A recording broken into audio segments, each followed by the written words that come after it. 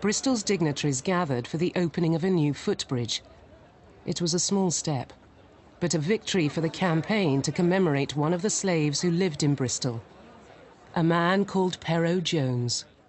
We are here with our friends to show our respect to our ancestors who lived and died in this city as enslaved Africans. It's often not known that in 1725, Bristol alone enslaved 16,550 Africans in that 1 year. It's a bridge that helps us come to terms with, to understand, and sometimes to confront a shared past. A past that contains, for many of us, great sadness. This moment is a sign that Britain is waking up to its slave-trading history. Pero Jones belonged to a Bristol family, the Pinneys.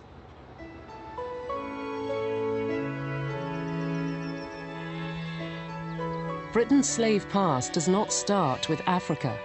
It begins in 17th century England with the British Empire's first slaves, white men. The founder of the Pinney dynasty, Azariah, was farming in Dorset when he was swept up in a rebellion against the king.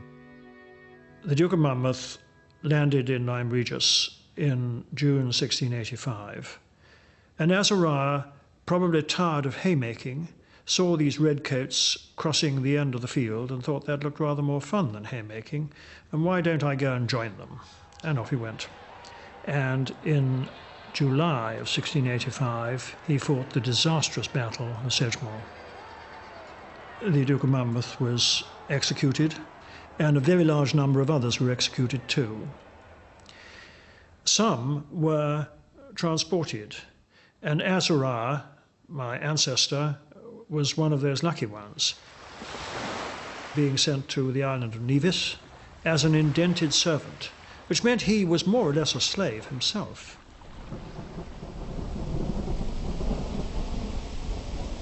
When Azariah Pinney landed, the island of Nevis was little more than untamed bush.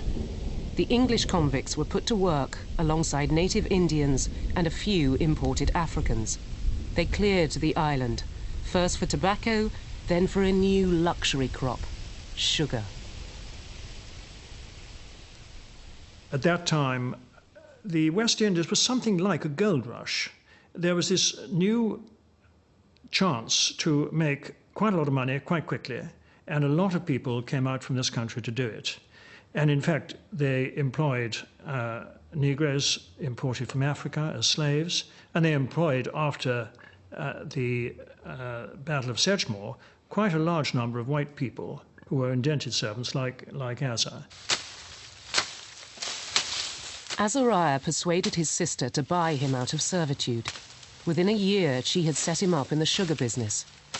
He quickly saw that convicts and Indians could not survive the harsh conditions, but his own time in the fields had shown him where the answer lay: Africa. Large numbers of Negroes were shipped from Africa to the West Indies, and the African or the Negro population increased, and the white population decreased. Within 2 generations, his heir, John Pinney, was meticulously recording the purchase of African slaves for his booming plantations, including one he named Pero Jones. I desire you to take the earliest opportunity of buying me 10 new Negroes. Never let them be younger than 10 years, and never let them be as old as 30 if you can help it. Get them at St. Kitts or any other islands where they may be had best and cheapest. His grandfather's enslavement probably made John Pinney uneasy about owning slaves, but the scriptures stilled his conscience. I can assure you I was shocked at the first appearance of human flesh exposed to sale. But surely God ordained them for the use and benefit of us. Otherwise his divine will would have been made manifest by some particular sign or token. He was motivated by commerce, but in doing so, it seems that he regarded his slaves as his principal asset, and he looked after his asset. I flatter myself to say a word respecting the care of my slaves and stock. Your own good sense must tell you they are the sinews of a plantation and must claim your particular care and attention. Humanity tempered with justice towards the former must ever be exercised. They surely deserve it, being the very means of our support. They should be kept clean of ticks. The demand for the Finnish sugar was huge. To meet the demand, they needed more slaves, but they had to raise cash to buy those slaves.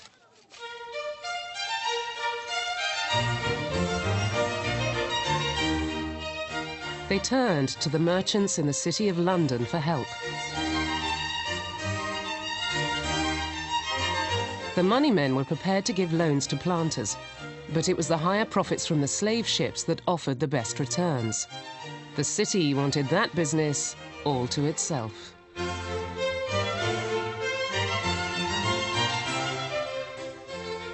The king was always ready to trade favours for cash. He granted a royal charter which gave a single London company, the Royal African Company, exclusive rights over the slave trade.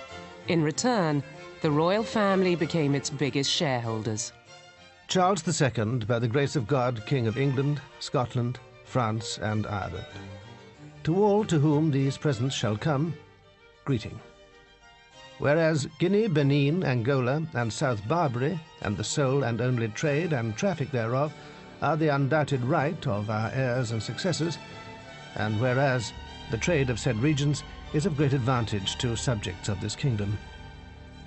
The Royal African Company is to be incorporated in the name of our dearest brother, James, Duke of York, His Highness Prince Rupert, Anthony, Earl of Shaftesbury, Henry, Earl of Arlington, His Grace the Duke of Buckingham, John, Earl of Bath. We hereby grant unto the same Royal African Company of England to set to sea as many ships as shall be thought fitting for the buying, selling and bartering of gold, silver, negroes, slaves, goods, ware and manufactures.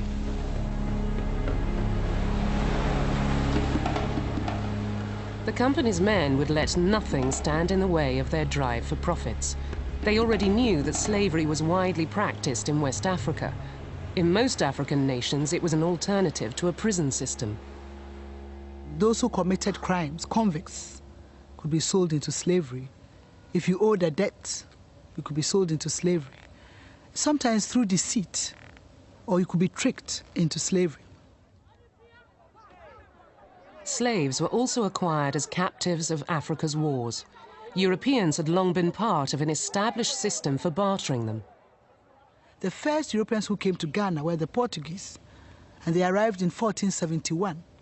And when they got here, they found that there was a brisk trade in slaves between Ghana and its West African neighbors.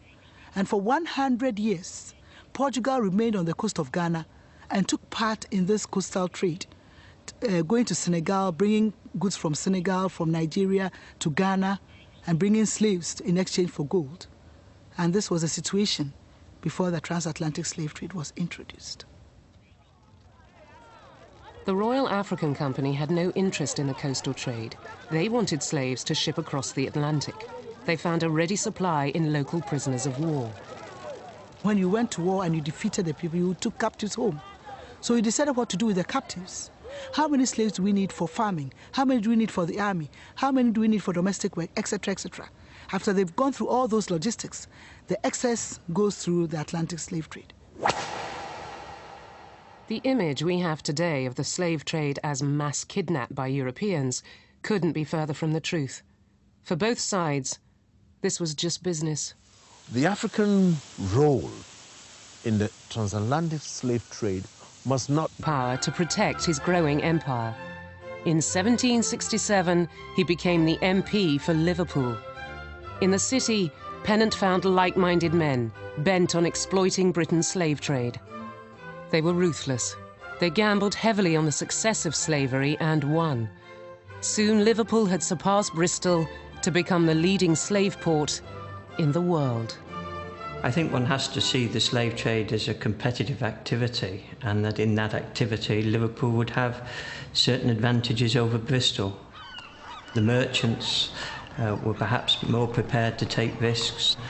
They operated from a port which was less subject to congestion, and the port developed in the 18th century in a substantial way, far more than Bristol did. Therefore, in terms of the pursuit of the slave trade, they were perhaps more ruthless and determined than their rivals from the southern ports. Liverpool had a deep estuary which could take more and bigger ships than any other English port. They employed young, untrained seamen at low rates, and they undercut their rivals' prices.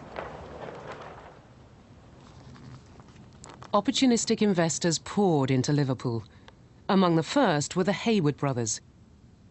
They were to become two of the most successful and versatile traders in the city. Arthur and Benjamin, the name of the two brothers, got into trading in Liverpool. They bought ships and set about becoming merchant traders. And that was the time